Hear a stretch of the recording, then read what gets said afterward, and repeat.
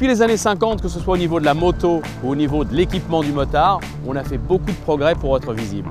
Mais au-delà de l'équipement et de la machine, il y a aussi la façon de se placer et de se déplacer sur la chaussée qui est important pour être vu. D'ailleurs, dans 70% des accidents qui impliquent un deux roues avec une voiture, le conducteur de la voiture déclare ne pas avoir vu la moto.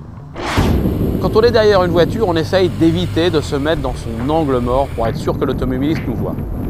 On essaye de capter le regard de l'automobiliste pour être sûr qu'il nous ait vu. On évite de déboîter trop brusquement de façon à ne pas surprendre les automobilistes. Quand vous rentrez dans un tunnel, attention au changement de luminosité. On ne voit pas bien et on peut ne pas être vu. Par temps de pluie, soyez extrêmement vigilants car les automobilistes vont vous voir encore moins bien. Portez des vêtements de pluie de préférence fluo ou clairs.